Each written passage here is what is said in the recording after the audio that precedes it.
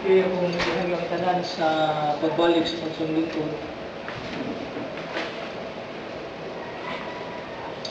Praise the Lord. Kung butangan ng mensahe, pilit kita sa grace, kinahanglan nga dili mawala ang grace atong mangawali. Grace in the midst of trouble. Grasya diya sa tunga-tunga o taliwala sa kalisdanan. Kaputang salamat kayo Dios may mga panahon imong gihatag kanamo. Hallelujah. Salamat kay Ginoo sa dako kayo nga kahangaw ang imong gibutang sa mga kasing-kasing alang sa imong mga pulong. Tagbuaw Dios ang panginahanglan sa mga kagusa. Nagampo ako ang imong buksan ang among mahuna, imong kasing-kasing. Kabaton kami og langit nun nga pagpanabuot ug among masabtan. Kinalangit nun nga mga mensahe o Dios madapat kini sa among kinabuhi.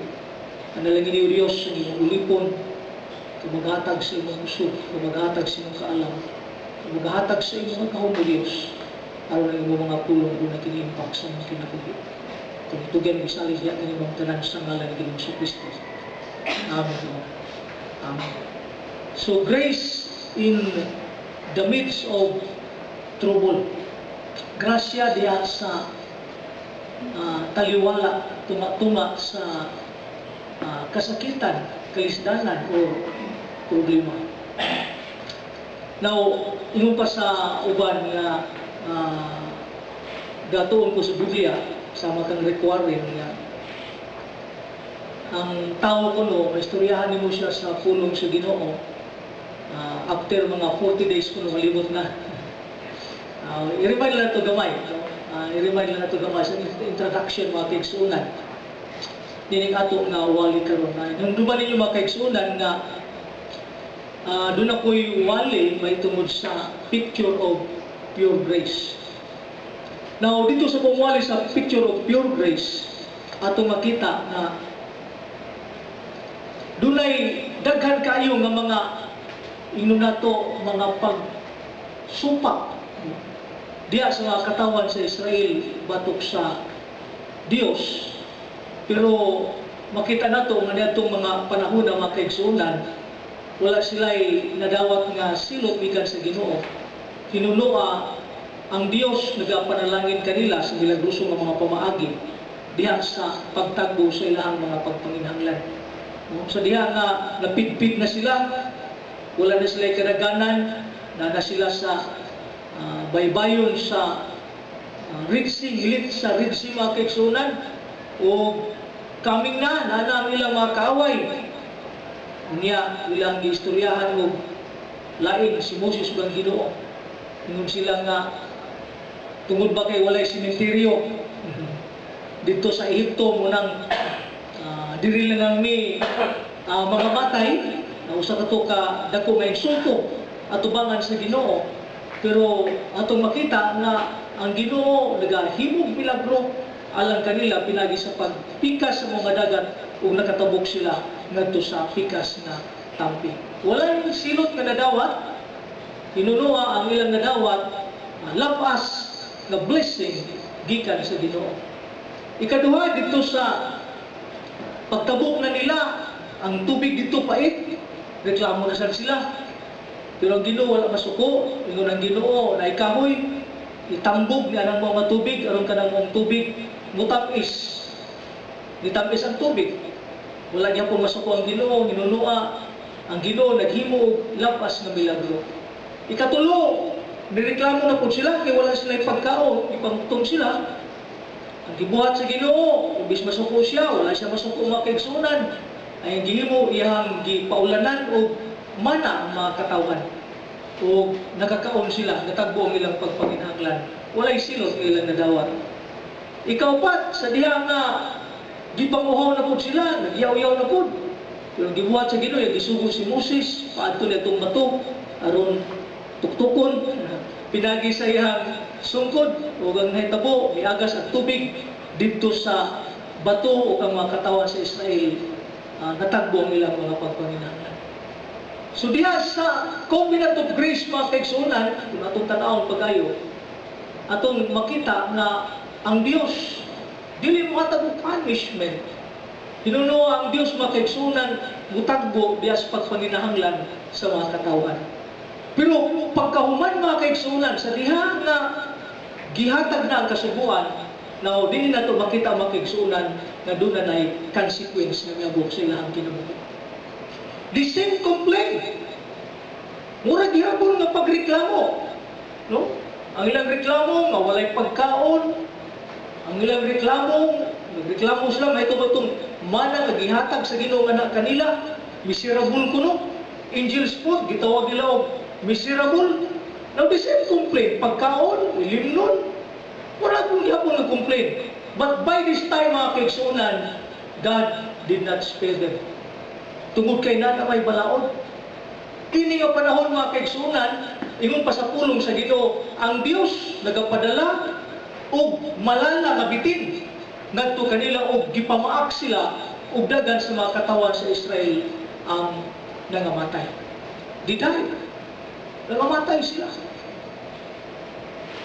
Ang term nga gigamit sa Bible is nagpadala ang Dios. Pero kung imong tanawon pagayo, diha sa maong desierto makigsunan, permanente itong naang bitin dito.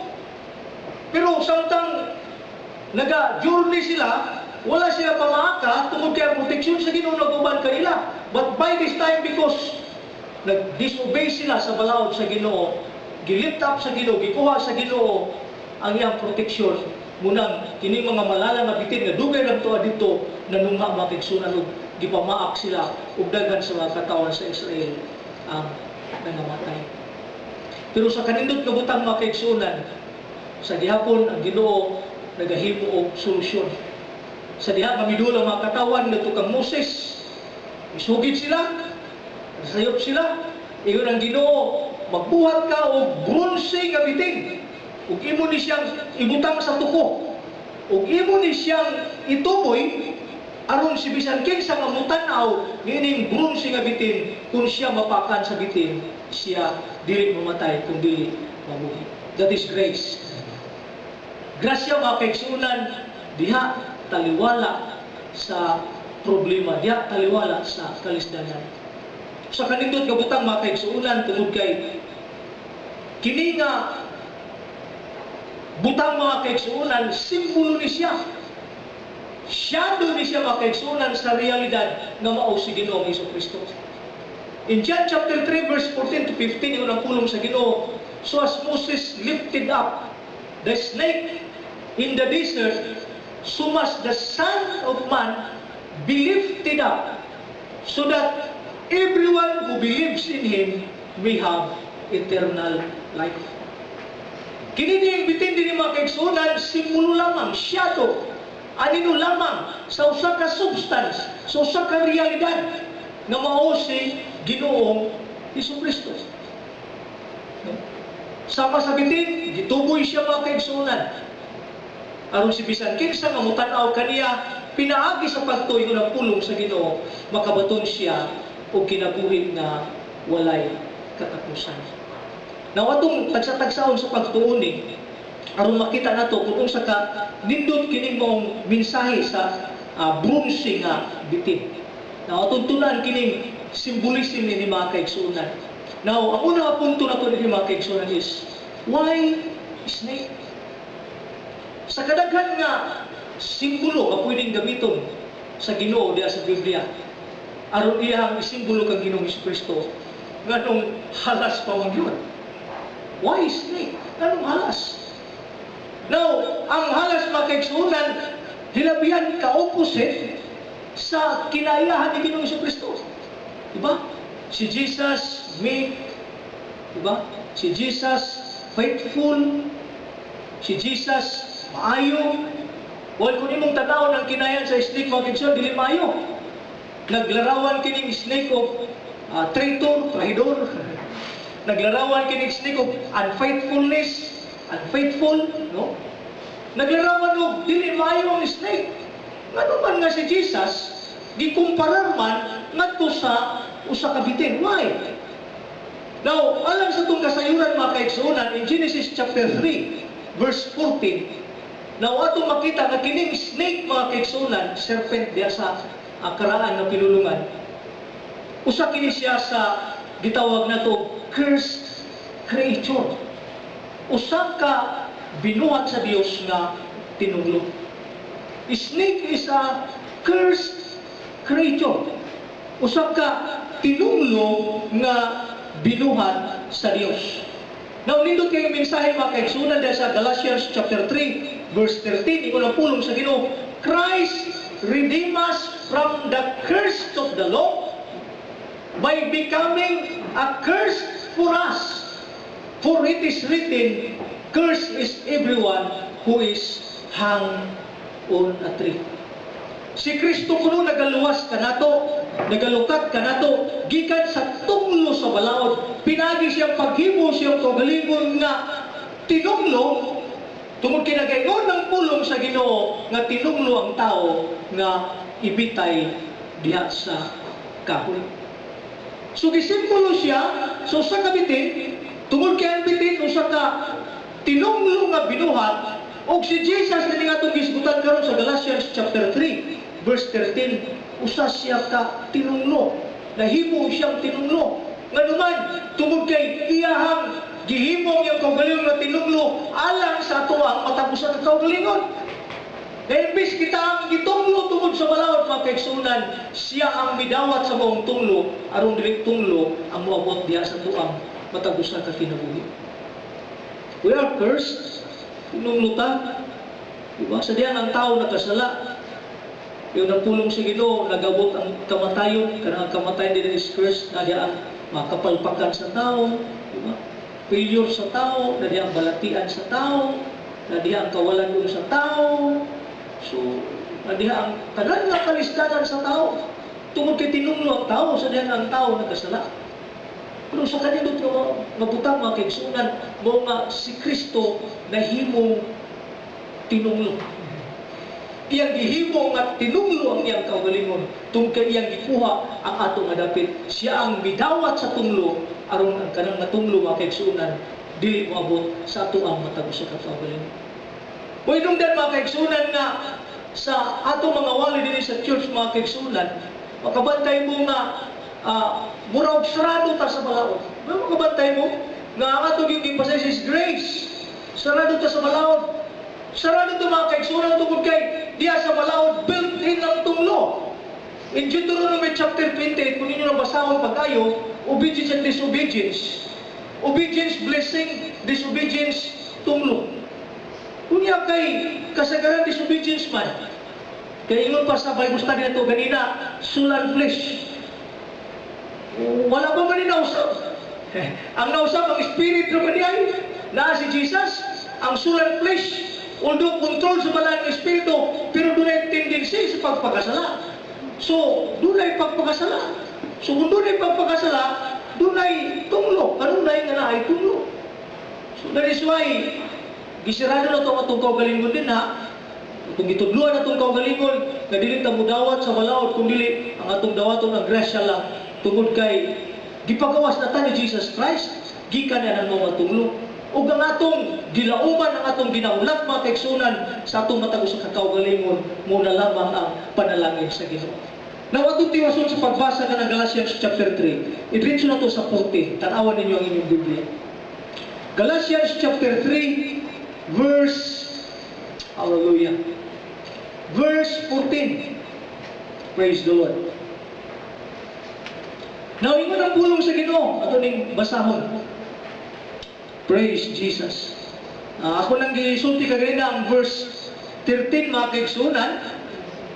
Karon ata sa 14, ingon diri, He redeemed us in order that the blessing given to Abraham might come to the Gentiles through Christ Jesus, so that by faith we might receive the promise of the Spirit.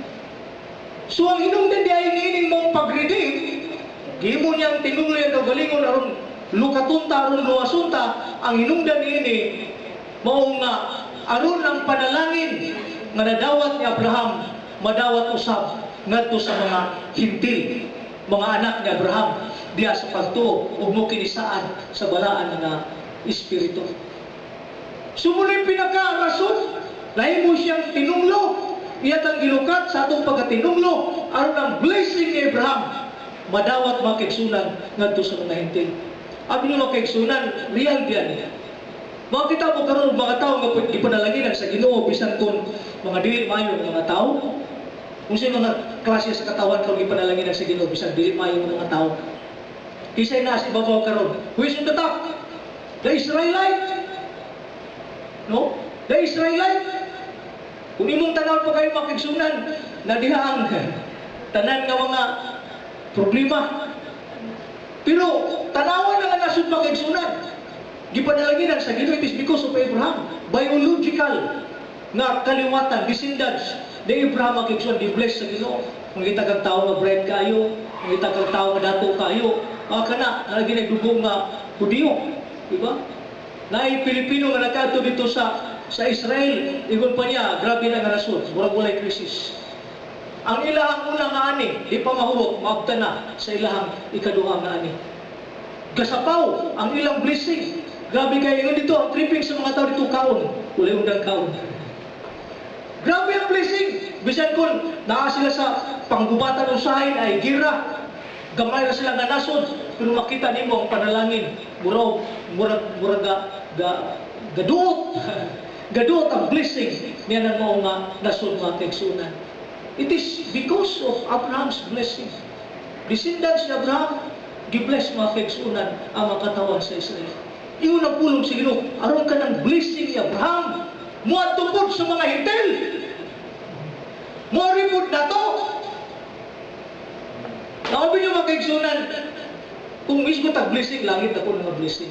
Pero, dilipod maayo, kung dili na natutag doon, kining blessing ang isaad sa Ginoo, alam sa to ang matag sa kakaubalin mo. No? Kasigurutan ang mga tutag langit, usa na nakadugong panalangin. Pero dili po pwede nga, di natutag doon, kining gisaad sa Ginoo, alam ka na to mga kaigsunan. Tungod kay, gikuha ni Jesus ang atong tulong, aron ihatang panalanginan. Sige lang mo, wala pa niabot. Sige lang mo, dugay pa. Pero ato matagan o pagtagan. Kay humanin yung kalibutan ng mga kaigsunan, di pa nato napuslan dito sa langit. Di ba ta pwede magdala-dala dito? Pwede ba ka magdala dito? Mga blessing dito? Ito na may daghan dito? Sumitras na dire, kinanglan atong paabuton kanang mao nga mga butang mga kaigsunan. So di na ito makita,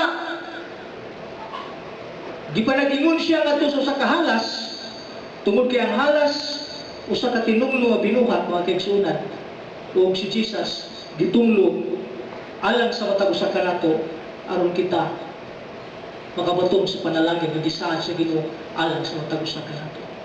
Ikaduha nga butang mga kaigsunan, una, why snake? Nganong halas man? Ikaduha mga kaigsunan, why not real? Nganong dili man real ang halas? Nganong halas-halas naman? Di ba ito real nga halas? Halas-halas. O gituboy niyo ta ni Moses ang real nga halas. Di ba? Katuntang real. Now, kung real nga halas mga kaigsunan gituboy ni Moses, it will spoil the symbol. Nga naman, tungod kay si Jesus mga kaigsunan, dili gid siya real nga makasasala, kundi in the likeness of a sinful man. Sama lang sa makasasala na tao. So, halas-halas, tungod kay si dili gid halas. Sama lang sa halas. No? Diya sa Bible, dagantang mabasa mga kaigsunan nga hinunusin. Wala siya nakailaw sa lahat. He is without sin. Wala siya ay sala. Now, usa ka butang nga ngayon natong mahibawan nga si Jesus ay ang pagluwas nato, dili siya diretso, wala siya diretso miadto sa krus aron magpakamatay dito aron maluwas ka. Kung dili natawo sa siya. Unya sa iyang pagkatao mga kaigsunan, nagkinabuhi sa siya sulod sa 33 katuig for 33 years. Ang hinungdan na mga kaigsunan aron makahimo siya o mga maayo nga mga butang, mga matarong nga mga butang, mapulfill niya ang kintubukan nga balaod na gihatag ni Moses mga kaigsunan dinhi sa kalibutan. aron makakinabuhi siyang matarong. Kung imong pasahon pagayo ang Biblia mga kaigsunan, kung atong tanawon pagayo dinhi, na ay mga butang dinanga mingon si Jesus nga wala siya mianhi aron iya bulis ang balaod, kundi iyang tumanon ang balaod. Ingon gani siya nga walay mga bisan pagtuldok. Kanang ingon sa karangan in English, title. Bisan pagtuldok, bisan pag pinakagamay nga litra, walay bisan usa ka sa inuha ni Jesus. Ang tanan iyahagin lang tumanon. He fulfilled the law. Iyan ang gituman. Sa diya nga niya tupang sa kang John the Baptist, mingo si John the Baptist, dili mo ta ako mo bautismo nimo. Ikaw ang tama ngay mo bautismo na to. Ingon niya nga buhaton tani alang sa pagtuman sa tibuok pagkamataon. So si Jesus makaigsoon kung mag-isgot ka, righteousness is perfect. Itandi si Jesus, tandian sa balaod, walay bisan jutay, gamay na balaod, wala natuman ni Jesus ang tanan iyang natuman. He lived perfect life, a righteous life. So dili siya pwedeng imong simboluhan o real ka bitin. Bitin-bitin lang. Mura lang siya o makasasala. Iwamang din siya sala mga kaigsunan. Now, usay tuyo anak. Usay tuyo anak. Naninumduman ako itong Bible study ni Brad Jonathan nga siya na namatag sa ibang nakasala. Anong napil mata? Di ba? Reklamo ta kung sila lapot ko anak. Kung sila nakasala, anong mahimo mo po kung makasasala. Now, ako ni sulti din karon na ang imong pagkamakasasala ug ang imong pagkamatarong, it is by representation. Nahimo kang makasasala because you are represented by that one man who committed sin and all of us become a sinner. Wala ka tao kang makasasala tungod kay nakasala ka. Nakasala ka tungod kay makasasala ka by nature. Because you are represented by that one man who disobeyed God. Yung kakaroon fair. Now, kung dili ka gusto ma-represented, di po ka ma-representahan ng isang mga kaigsunan. That you will be represented by a righteous man. So that you will become righteous. Natay verse na mga kaigsunan. Atong abriw na itong Biblia sa Romans chapter 5. Romans chapter 5 verse, hallelujah. Romans chapter 5 verse 9. Itong tanaw na ito ang 19. Nadilig 9. Verse 19. So ganyan bilin na mayo ito ang matama kisunan. Romans chapter 5 verse 19. Iyon ang pulong sa Ginoo. For just as through the disobedience of the one man, the many were made sinners. Wala pa sa'yo. Okay. Pinagi sa pagsupak sa katao, daghan ang nahimong mga makasasala. So also through the obedience of the one man, the many be made righteous.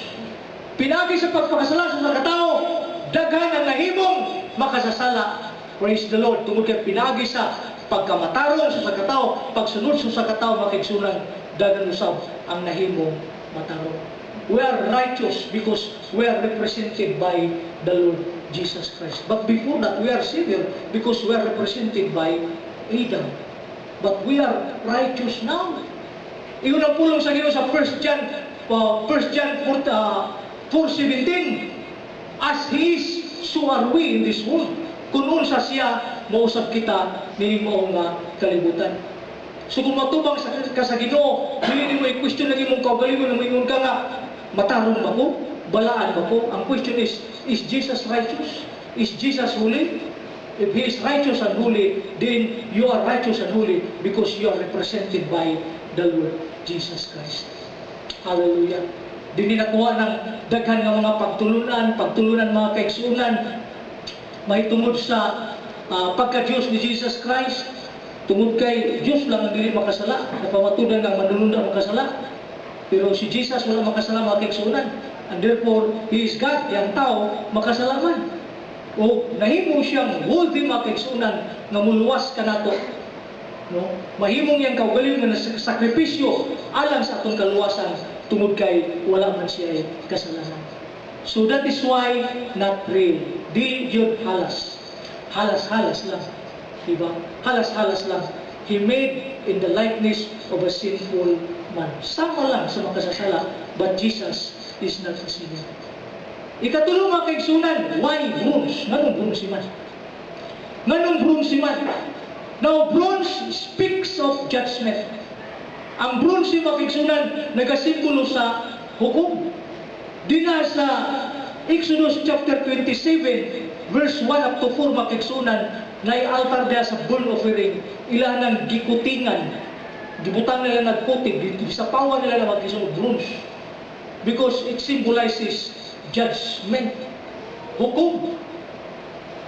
Now, kini siya nga pagtulunan para ni sa mga bago, o may bago din pero sige lang, ato lang yapon ni siyang isulti. No? Nga, kita dapat hukman ta, dapat silutan ta. Nakasalang tanan, nagkapsal sa maya sa Dios, ang bayad sa kasalanan mo ang kamatayon, dunay naghulat na ito masilot mga kaigsunan, dunay judgment. Pero ang nakanindot kabutang mga kaigsunan, si Kristo ang gihukman alang sa matagusa ka nato. That penalty that is for us, dito na ni paingon, ngadto kang Ginoong Jesucristo. Damudo dili nagakinanglan hukman pa, dili nagakinanglan silutan pa.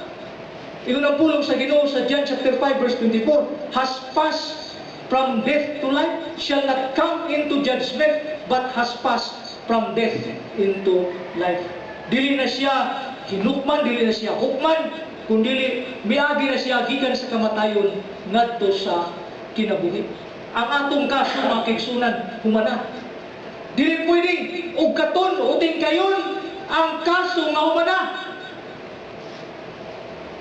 Ang kaso ni Ichigaray humana.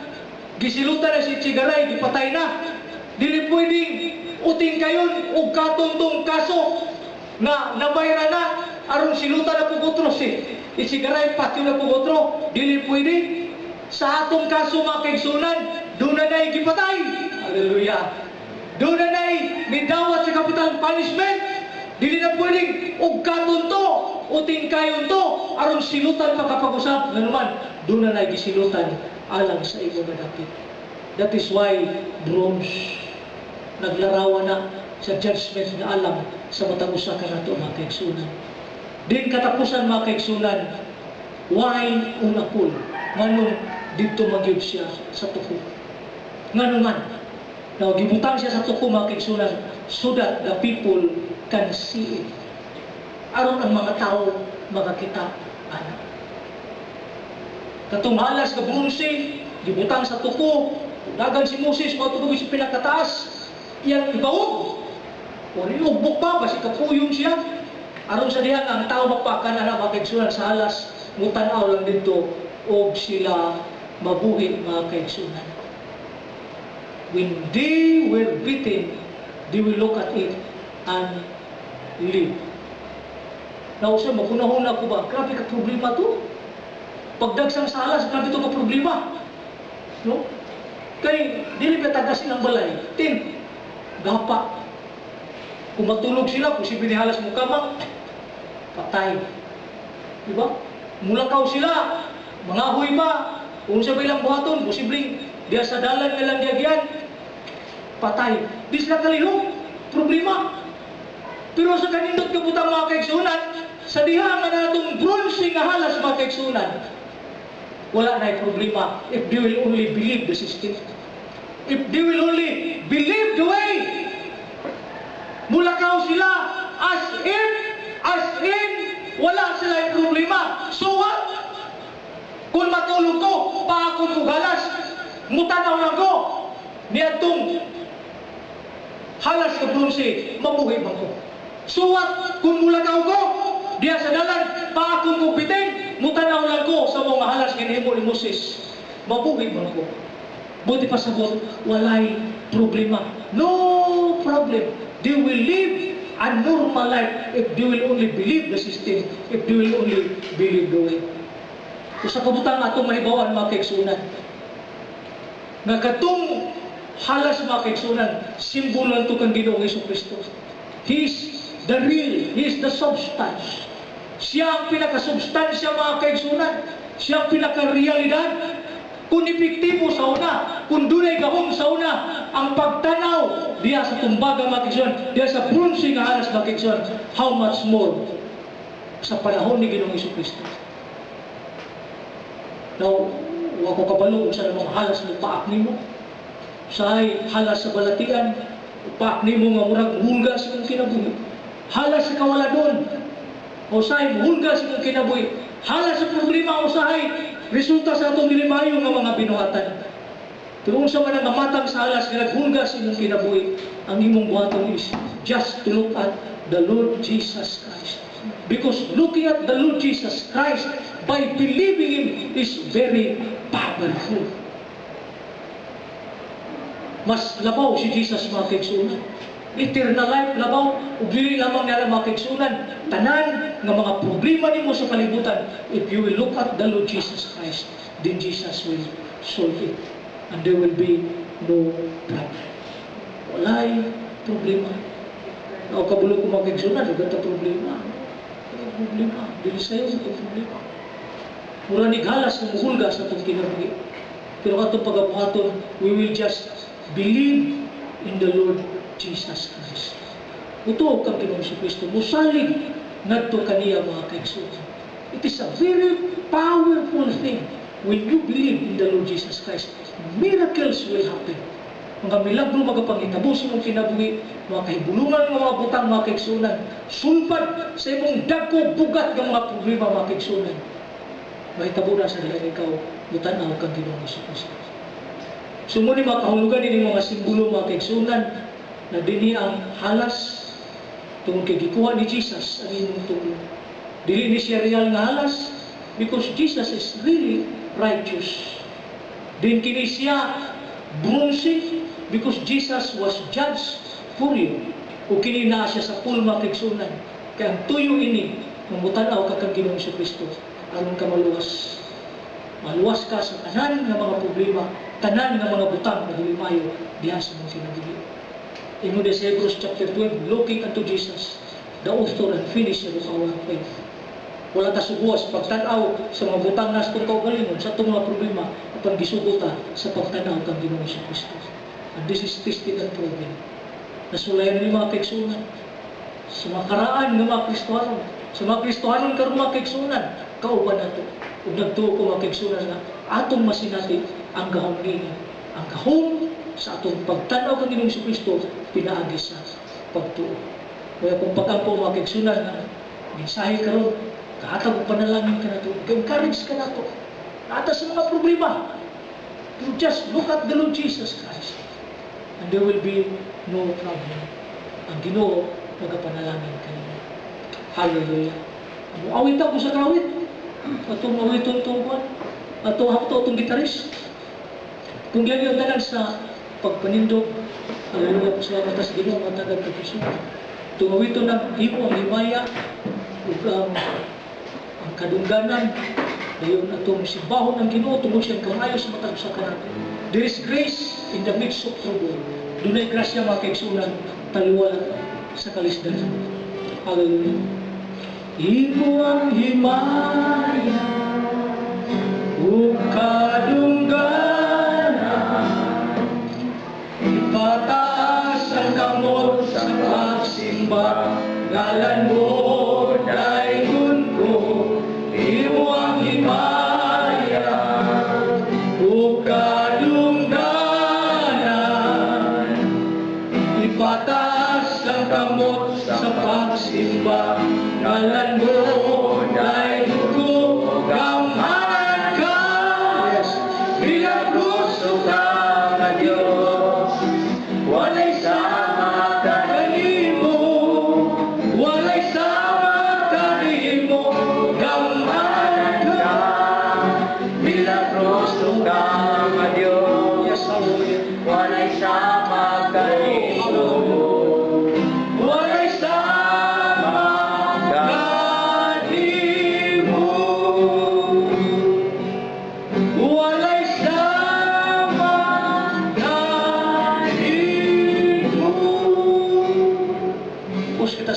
ng mga kaigsoon atong pamalandungan ang mensahe karon. It has internalized the word of God. Hallelujah. Hallelujah. Kumasayod sa inyong problema sa inyong kinabuhi, sa inyong halas na naghulga sa inyong kinabuhi.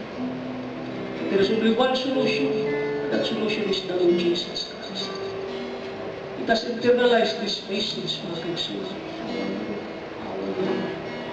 Hallelujah. Holy Spirit, nag-ampo ako nga ikaw mamuhat sa mata ko sa kanamo, Diyos. Dili na mo ni kaplagan sa tinawanon nga pamaagi. Pinagi lamang sa ulog Ginoo, kundi pinagi sa Espiritu, Diyos. Hallelujah. Holy Spirit, we need you, God. Kinahanglan kami kanimo nga pinagi kanimo, Diyos. Hallelujah. Among ma-internalize, among madapat kini mga kamatuoran sa among matag sa kinabuhi. Tuna kami daghan nga mga problema sa among kinabuhi. Hallelujah. Pagbalatian man, kalisdanan man, kung sa man nga mga butang mo Diyos, nagahubitin Ginoo nga malala, na nagahulga sa among kinabuhi. Pagsalamat mo ang kamatuoran. Kung ang bronze nga halas epektibo sa unang panahon, then how much more is the Lord Jesus Christ? Hallelujah. Hallelujah. Ito pasalamatan ang Ginoo ni mga kaigsunan. We bless you, Lord. Oh, hallelujah. We bless you. Glory to your holy name, oh God. Oh, hallelujah. We bless you, Lord God. Salamat o Diyos sa iyong mga pulong. Lord, na mapaligo na mong pagsalig na natin. Hallelujah. Salamat sa iyong mga pulong o Diyos. Ang iyong pulong kamaturan, Ginoo. And we are talking about the Lord Jesus Christ. The grace here. The truth here, O God. The word here, O God. The Lord Jesus Christ. Lord Jesus, we exalt you, O God. We lift up your holy name, O God. And thank you for this great power that you will release, O God, the moment that we will put our trust in you. Lord Jesus, be glorified in our lives. Thank you so much for your presence. In the mighty name of our Lord Jesus Christ. Amen. Amen.